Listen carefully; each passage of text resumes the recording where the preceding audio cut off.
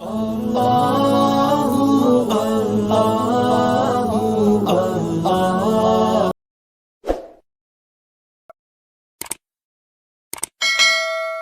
بھی قرآن پہ حلف دیں اگر میں جھوٹ بول رہا ہوں تو قرآن پہ حلف دیں کہ یہ جھوٹ بول رہا ہوں میں.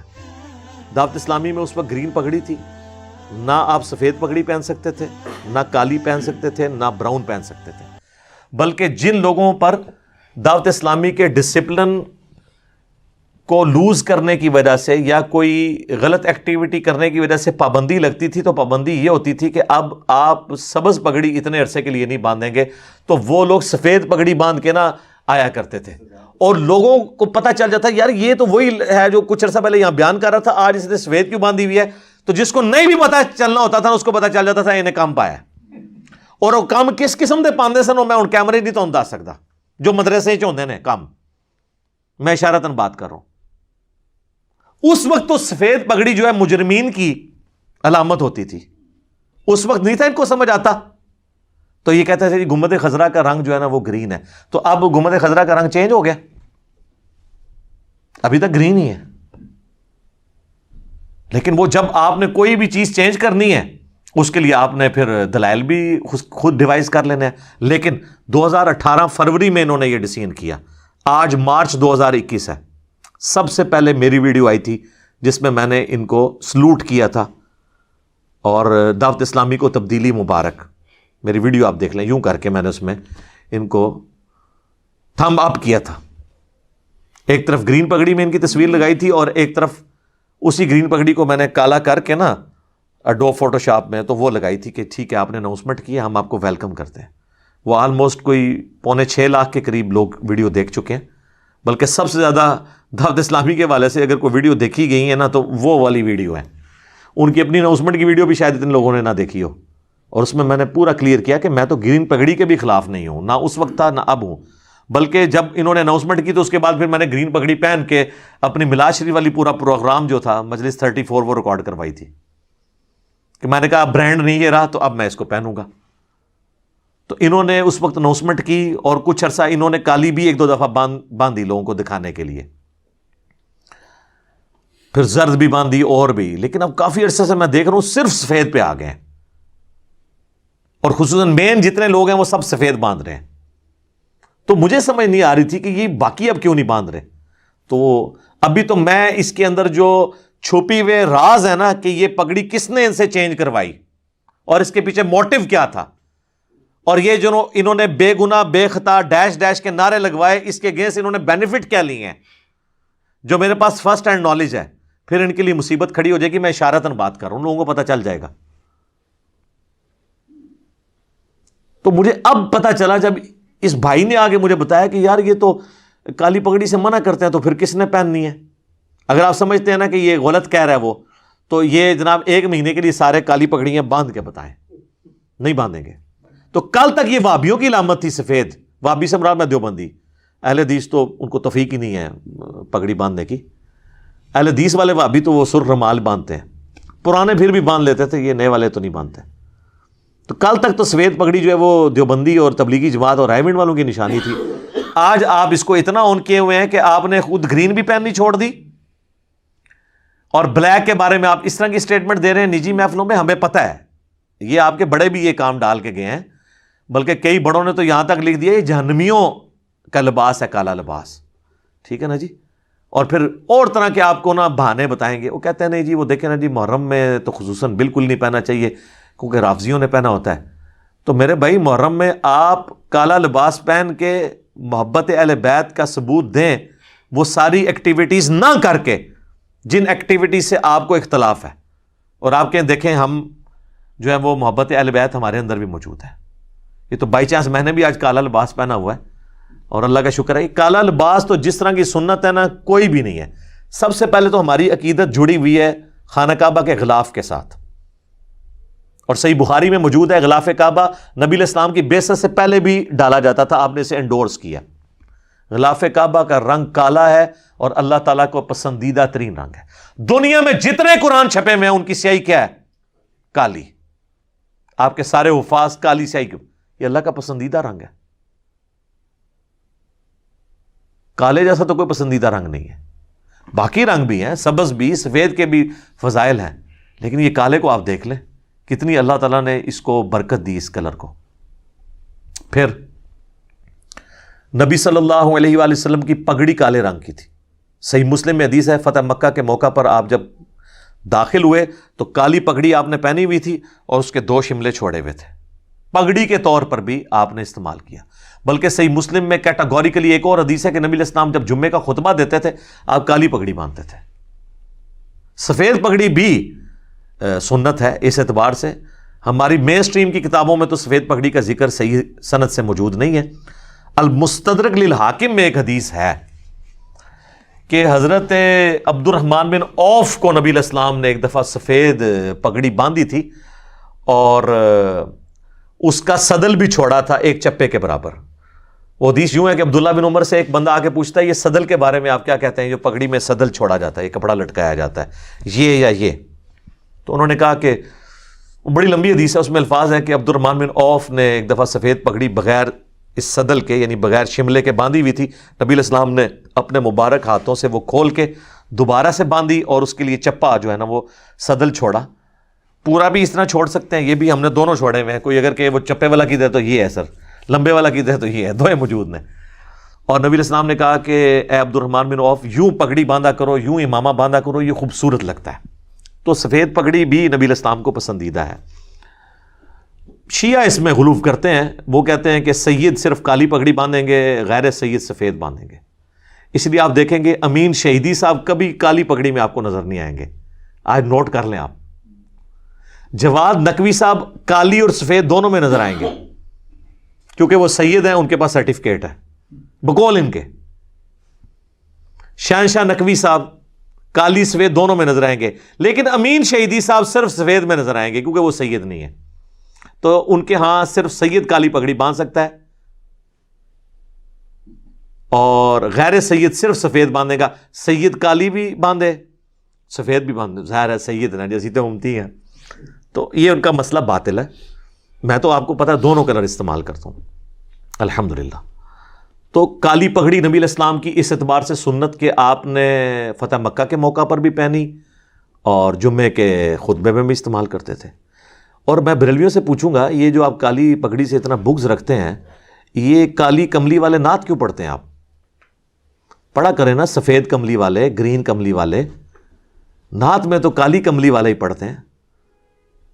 اور بعض لوگ کہتے ہیں وہ کملی گستاخی ہو جائے گی، کالا کمبل کہہ دیا کریں تاکہ وہ تصغیر کا صیغہ نہ آئے، چلیں کالے کمبل والے، تو کالا ہی تھا نا، نبی علیہ السلام کی چادر کالی تھی نا، وہ جو صحیح مسلم میں حدیث ہے۔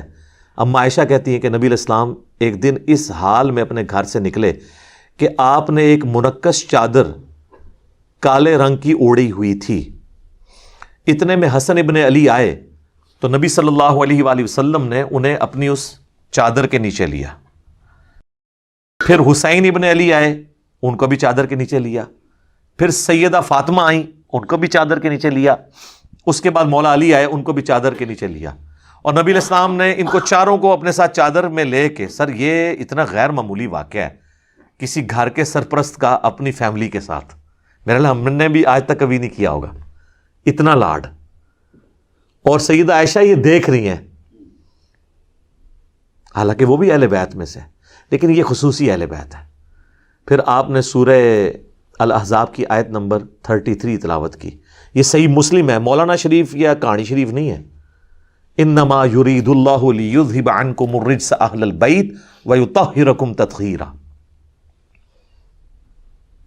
اے اہل بیت، نبی کے گھر والو، اللہ تعالیٰ تو چاہتا ہے تم سے ہر طرح کی ناپاکی دور کر دے اور تمہیں خوب صاف ستھرا پاک و صاف کر دے۔ تو نبی علیہ السلام نے ان کو اس چادر، تو اس میں تو کالی چادر اسے حدیث قصا کہتے ہیں، اور یہ حدیث تو سنی اور شیعہ دونوں کے ہاں پائی جاتی ہے۔ کالی چادر بھی ہوگی، کہاں سے میں شروع ہوا تھا؟ کالی پگڑی، کالی چادر، کالا کرتا بھی سن لیں۔ صحیح مسلم میں حدیث ہے، اسما بنت ابی بکر نے ایک دفعہ ایک کالا جبہ کسروانی طیالسی نکالا، پرشین امپائر کا جبہ، کسرا کا، کسروانی طیالسی، وہ ہوتا ہی کالے رنگ کا تھا، جس طرح سندھی اجرک ریڈ کلر کی ہوتی ہے. اس میں ریڈ کلر بولنا ضروری نہیں ہوتا. جب ہم کہیں نا سندھی اجرک تو وہ ریڈ کلر کی ہوتی ہے, بیچ میں وہ اور بھی چھوٹے چھوٹے نشان ہوتے ہیں, لیکن ڈومیننٹ کلر ریڈ. تو کسروانی طیالسی کالا جبہ نکالا اور کہا کہ یہ نبی علیہ السلام پہنتے تھے, اور اس کے بعد سیدہ عائشہ کے پاس تھا یہ. حضرت عائشہ کی وفات کے وقت میں نے ان سے لے لیا, یعنی ان کی بڑی بہن تھی یہ اسما بنت ابی بکر. نبی علیہ السلام اسے پہنتے تھے اور ہم اس کا دھون مریضوں کو شفا کے لیے پلاتے ہیں. نبی علیہ السلام کے تبرکات, کالا جبہ, کالا جبہ بھی ہو گیا, کالی چادر بھی ہوگی, کالی پگڑی بھی ہوگی. اب لباس میں کوئی اور چیز بچ گئی ہے بتائیں مجھے؟ نبی علیہ السلام کا جھنڈا بھی کالا ہوتا تھا, جھنڈے کا رنگ بھی کالا. بلکہ جھنڈے کے اوپر تو ہم آپ کو وہ حدیث سنائیں گے کہ کالے جھنڈے کے اوپر مسند احمد میں ایک حدیث ہے, وہ حدیث مشکات کے اندر بھی ہے لیکن اس کی سند کمزور ہے جو مرفوع روایت ہے, لیکن اس کی جو موقوفاً روایت ہے نا اس کی سند بالکل ٹھیک ہے. اس لیے شیخ زبیر صاحب نے مشکات کے فٹ نوٹ پہ وہ موقوفاً روایت بھی المستدرک للحاکم کی بھی لکھ دی ہے. نبی علیہ السلام سے جو مرفوع روایت ہے وہ حضرت ثوبان نے روایت کی ہے جو ضعیف ہے, لیکن ثوبان صحابی کا اپنا بھی قول موجود ہے, اور ظاہر نبی علیہ السلام کے بتانے پہ موقوف ہے کیونکہ غیبی خبر ہے. یہ مولا رسول اللہ تھے, نبی علیہ السلام نے ان کو آزاد کیا تھا, جس طرح زید ابن حارثہ مولا رسول اللہ تھے. یہ مولا وہ نہیں ہے جو مولا علی والا مولا ہے, ہاں وہ مولا اور ہے, یہ مولا اور ہے. آزاد کردہ غلام کو بھی مولا کہا جاتا تھا. مولا رسول اللہ ثوبان رضی اللہ تعالیٰ عنہ وصلی اللہ علیہ وآلہ وسلم. تو وہ کہتے ہیں کہ نبی علیہ السلام کے ریفرنس سے جو حدیث ہے وہ تو ضعیف ہے. ان کا اپنا قول جو حاکم میں موجود ہے وہ یہ ہے کہ جب تم خراسان سے کالے جھنڈے آتے ہوئے دیکھو تو ان کا استقبال کرنا, ان میں اللہ کا خلیفہ مہدی ہوگا.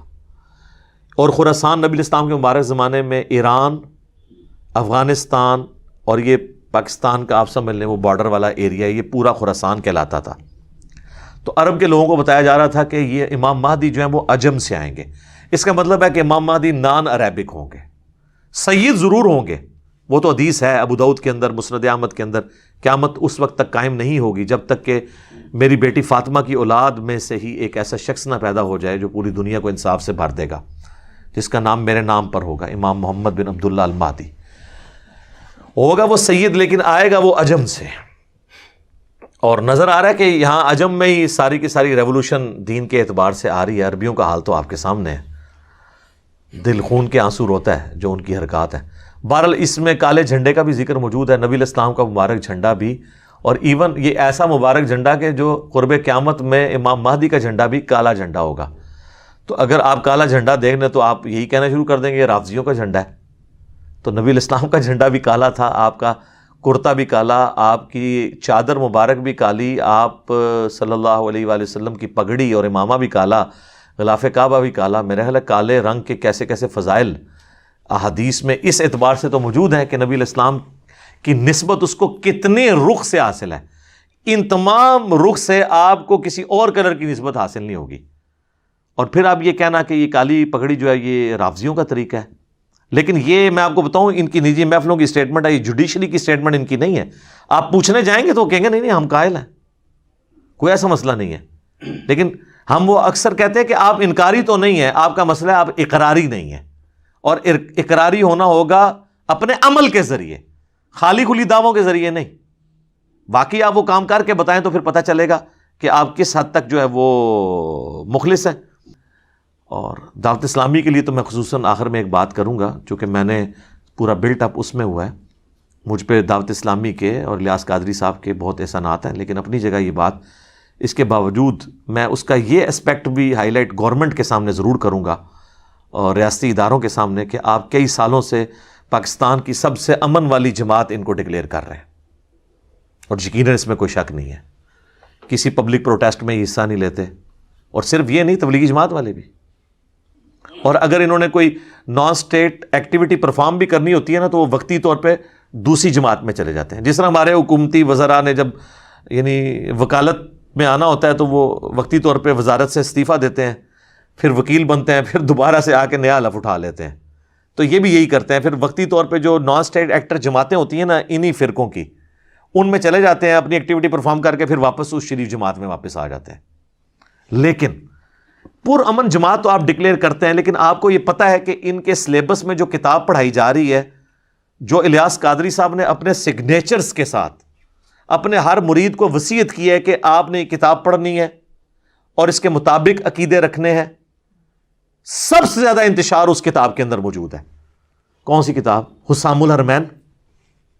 میں یہ نہیں کہتا کہ جو انہوں نے فتوے لگائے ہیں وہ غلط ہیں، نہیں، ان فتووں کے بعد جو انہوں نے رزلٹ نکالا ہے نا، اور اس کی بنیاد پہ انہوں نے علماء دیوبند کو کافر، مرتد، واجب القتل اور ان کے فالورز کو بھی کافر، مرتد اور واجب القتل قرار دیا ہے، تو اس کتاب کے تحت ہے تو اتنی سی ہے، کروڑوں دیوبندیوں کے قتل کا فتویٰ انہوں نے جاری کیا ہوا ہے، سب سے پرامن جماعت نے، حسام الحرمین کے اندر۔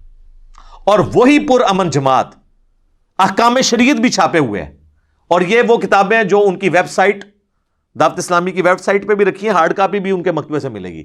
اعلیٰ حضرت کی کتاب احکام شریعت، یہ حسام الحرمین بھی ان کی ہے۔ اس میں ان سے پوچھا گیا کہ وہابیوں کی اگر جماعت ہو رہی ہو تو ہم وہابیوں کے پیچھے نماز پڑھ سکتے ہیں؟ تو انہوں نے کہا وہابیوں کی نماز نہ نماز ہے، نہ جماعت جماعت ہے۔ پھر پوچھا گیا کہ وہابیوں کی مسجد میں جا کے نماز پڑھ سکتے ہیں؟ اور وہابی اعلیٰ حضرت جو ہے نا، دیوبند اور اہل حدیث کو کمبائنڈ طور پہ کہتے ہیں، دونوں کو۔ تو اس کے جواب میں انہوں نے کہا کفار کی مساجد مثل گھر کے ہیں، سیدھا جواب کفار، کس کو؟ اہل حدیث اور دیوبند کو۔ سر جو آخری پھر فتویٰ ہے نا ان کا، جب ان سے پوچھا گیا کہ یہ جو وہابیہ کا ذبیحہ ہے اس کے بارے میں آپ کیا کہتے ہیں؟ وہ کہتے ہیں وہابی 1,00,000 دفعہ بھی اللہ کا نام لینا، ذبیحہ حرام اور مردار ہی رہے گا۔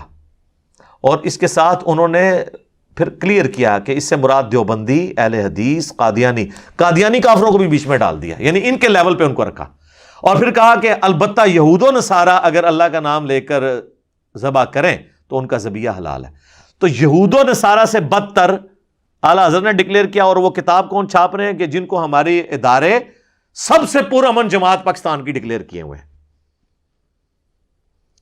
وہ ظاہری امن کے اندر کس قسم کا، یعنی آپ کہہ لیں کہ شر چھپا ہوا ہے، یہ بھی تو چیزیں ہائی لائٹ ہونا، ان کی پرنٹنگ بند کروائیں، اس قسم کی چیزیں جو لوگوں کو ابھار رہی ہیں۔ تو یہ میں نے 2 اس کی مثالیں، اور یہ میرے پچھلے دنوں بھی ایک ویڈیو اپلوڈ ہوئی تھی اعلیٰ حضرت کے طوفانی فتوے۔ سر پھر اب ہمارا ہی حوصلہ ہے نا کہ ہم سب سے اختلاف کر کے ساروں کو مسلمان سمجھتے ہیں۔ میں صرف دنیا میں 2 فرقوں کی تکفیر کرتا ہوں، ایک اہل سنت سے ٹوٹ کے الگ ہونے والا فرقہ قادیانی، چونکہ قادیانی شیعہ سے الگ نہیں ہوئے، اور حنفی بھی ہیں، وہ آج تک حنفی ہیں، ان کو میں کافر سمجھتا ہوں۔ دوسرا شیعہ سے ٹوٹ کے الگ ہونے والا فرقہ نصیریہ، جو پاکستان انڈیا میں تو نہیں پایا جاتا، شام میں پایا جاتا ہے۔ ان کے علاوہ جتنے فرقے ہیں، بریلوی، دیوبندی، اہل حدیث، شیعہ یا اور حنفی، شافعی، مالکی، حنبلی، یا شیعہ کے ہم بھی اثنا عشری ہوں، زیدیہ ہوں، میں سب کو مسلمان سمجھتا ہوں اور ساروں کے پیچھے نماز پڑھنے کا قائل ہوں۔ لیکن یہ آپس میں جب اختلاف کرتے ہیں تو آپ دیکھیں یہ کیا کرتے ہیں، یہ آپ دیکھ لیں، یہ ہمارا ہی حوصلہ ہے۔ اور پھر ہم آپ کو بس صرف نرم انداز میں ہی کہتے ہیں کیا کہ مرنے سے پہلے اے مسلمان کر لے اس پہ غور، کتابوں کا خدا اور ہے، بابوں کا خدا اور، یعنی بابے بھی اسی خدا کو مانتے ہیں لیکن جو کتابوں کی تعلیمات ہیں اس سے ہٹ کے وہ مان رہے ہوتے ہیں۔ اور جب تم غور کرو گے ایک دن آئے گا تمہارے اندر سے آواز نکلے گی، کیا کہ نہ میں وہابی، نہ میں بابی، میں ہوں مسلم علمی کتابی۔ نہ ہم سو کالڈ وہابی ہیں، کوئی علمی بات کرے اسے وہابی کہہ دیتے ہیں، اور نہ ہم بابوں کا دفاع کرنے والے بابوں کے اندھے فالور بابی ہیں، بلکہ ہم علمی کتابی ہیں اور مسلم ہیں۔ اسی پہ ہمیں فخر محسوس کرنا چاہیے جو اللہ تعالیٰ نے ہمارا نام رکھا قرآن میں، وَسَمَّاكُمُ الْمُسْلِمِينَ مِنْ قَبْلُ وَفِي هَذَا، اس نے تمہارا نام مسلم رکھا ہے۔ ابراہیم علیہ السلام کی ملت کی پیروی کرو جنہوں نے تمہارا نام مسلم رکھا، اور اللہ نے بھی اس کتاب میں انڈورس کیا، ملت ابیکم ابراہیم هو سماکم المسلمین من قبل وفی ھذا۔ اور میں اپنی اس گفتگو کا اختتام اس حدیث پہ کرتا ہوں جو بخاری مسلم دونوں میں ہے کہ قرب قیامت میں نبی علیہ السلام فرماتے ہیں کہ آخری جب فیصلہ کن جنگ ہوگی مسلمانوں کی دجال کے خلاف، تو یہودی دجال کے ساتھ ہوں گے اور مسلمان عیسیٰ ابن مریم کے ساتھ مل کے قتال کر رہے ہوں گے۔